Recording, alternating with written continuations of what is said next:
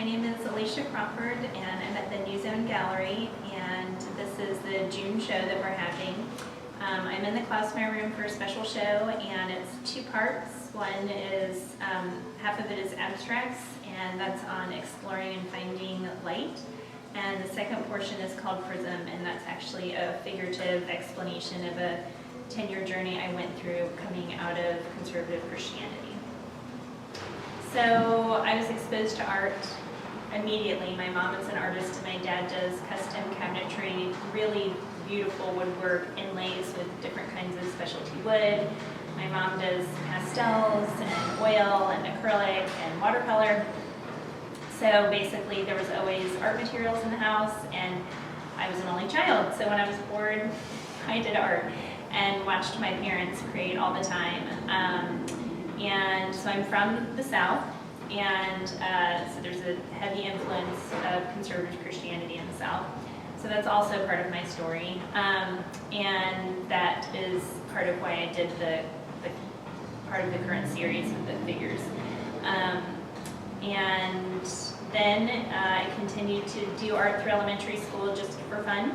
By high school, my teachers were realizing that I had some level of talent, so they really wanted to invest in me. And I have a high school teacher I'll never forget. He really spent a lot of time helping me develop kind of my style, and really taught me a lot of essential fundamentals for doing painting. So then he got me into advanced placement art classes and helped me with my portfolio.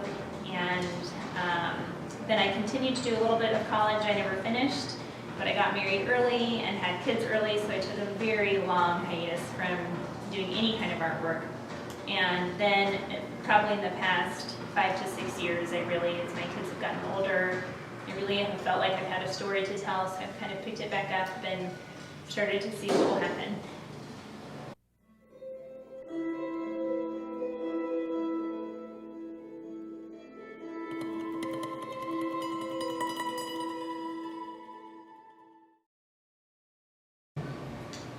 So the way I approach my paintings, for my abstracts, I never have a definitive idea in mind. So I just look at the canvas, and then I usually pick a few colors that I'm feeling that just kind of resonate with me during that moment, and I start layering. So the first thing just might be a couple large swaths of color, and then I do some drips, and I just keep layering, keep experimenting, and then at some point within, I don't know, the first couple hours of a painting, I'm usually able to start seeing something that feels like it wants to come out of the painting. I'm looking for different, sections of interest, and, like this area over here, for example, or this right in here, where something catches my eye.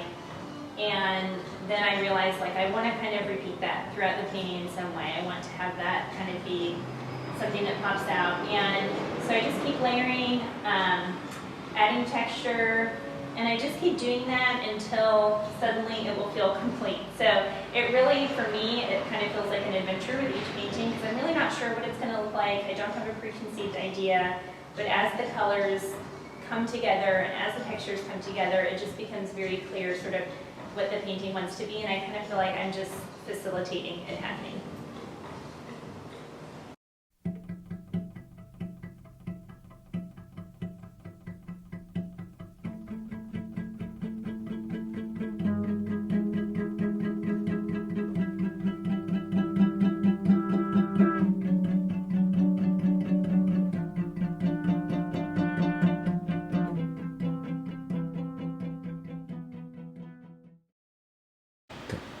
So when I started the show, when I had an idea for it, I really planned on only doing my abstract pieces, and I really wanted to explore the play of light and the kind of feelings that lightness can elicit in us. And most of my pieces are they're very ethereal, they're very peaceful. I really wanted people to be able to just come in and kind of look at the colors and the composition and just really feel uplifted and enlightened.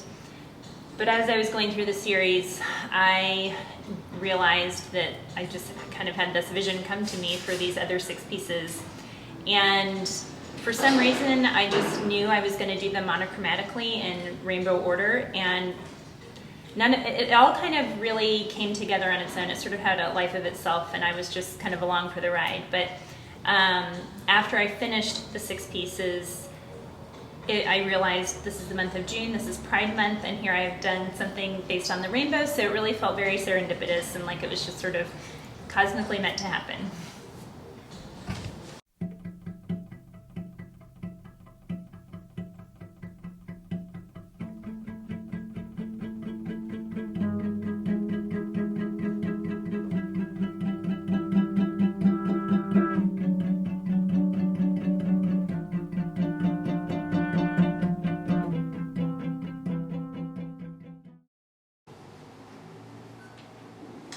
So purity culture is, there's a really heavy emphasis on it in conservative Christianity. And so it really lays the burden for purity, innocence, virtue, holiness, really puts the burden of that onto women. And there's an emphasis on making sure that you are not tempting men, that you are not being overly sexual. So it was really important for me to put that into some of these pieces and to sort of explore that. So for this one in particular, what I wanted was to give the woman like reclamation over her sexuality. And so as the viewer is looking at this, it's the question of, is she pulling the sheet on over herself, about to pull it on, or is she pulling it off? And the whole point in that is that you don't know, and that it's really up to her. So this piece for me is really symbolic of empowering women who are coming out of these communities to say that it's your choice, it's the way you want it to be, you have ownership over this. And with all the pieces really showing, each one of them shows the beauty of the female body. And so that was really important to me to really share that it doesn't need to be hidden, it doesn't need to be apologized for, it doesn't need to be kept secret, that it's something beautiful to be celebrated. So that is what this piece was focusing on. So this piece, obviously the woman is pregnant, and the reason I did this one is because the emphasis on having children in conservative Christianity there's a huge emphasis on it. And the idea that really your ultimate purpose in life is to bring forth more children is very emphasized. And for me, my pregnancies were difficult. I had a lot of miscarriages, and so each one was I was really fearful, I was really concerned, I didn't know how they were going to go. And so this piece in particular, although it shows the beauty of pregnancy and the miracle of it, and her body just is so beautiful, at the same time her face is very pained. And for me that was important to express because although I love all my children, I felt like there was just so much pressure to be birthing children, to continue to have children, to not prevent having children. And so and then along with the miscarriages, where mostly what I was told was people were praying for me, but I really needed more support. I needed mental health support, I needed medical support, and the community I was in was not really offering that. And so the idea that I was trying to suffer through these losses just with the idea of prayer being enough was really difficult for me because it wasn't. And I felt like I was really deteriorating mentally trying to carry the weight of those things without professional help.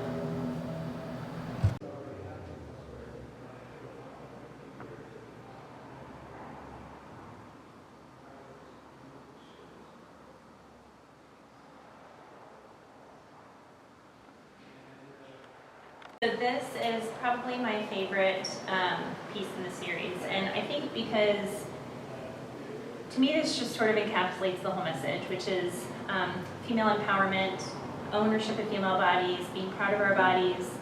The other side to this one is that when you grow up in conservative Christian communities, heteronormativity is absolutely expected. There is not even the idea that there are other options, and so this one to me it just really symbolizes freedom, the idea that we can live however we want to live and that we just need to seek out happiness and kindness. And it's really simple, it's really freeing, but I think for a lot of us who come from restrictive religions or environments that it's very hard to find that freedom. It's very hard to feel like you can just explore life and have fun and do the things you want to do without guilt or pressure or expectation of how your behavior should be. And so this piece that has these two beautiful females kissing, for me, is just, it really just symbolizes freedom and release. I've only been a member of New Zone for several months, and so this is all still a bit new to me. I entered my art in the Zone for All that they had last year, and afterwards I was asked to come back with some more pieces and talk with them to see about possibly becoming a member, which I did. And they happened to have an opening for the Klausmeyer Room for this June, and I volunteered right away, so I kind of dove full end to the New Zone experience. I've loved being a part of it because I've been able to, especially after taking a long break from art and having moved to Oregon recently, I really had no connections with the art world here, so this has really been a great opportunity for me to meet other artists in the community, to see their work, to spend time with them, and to just be in a gallery collective kind of atmosphere. So I really enjoy it, and it's really a great way for me to step into the artistic community that Eugene has.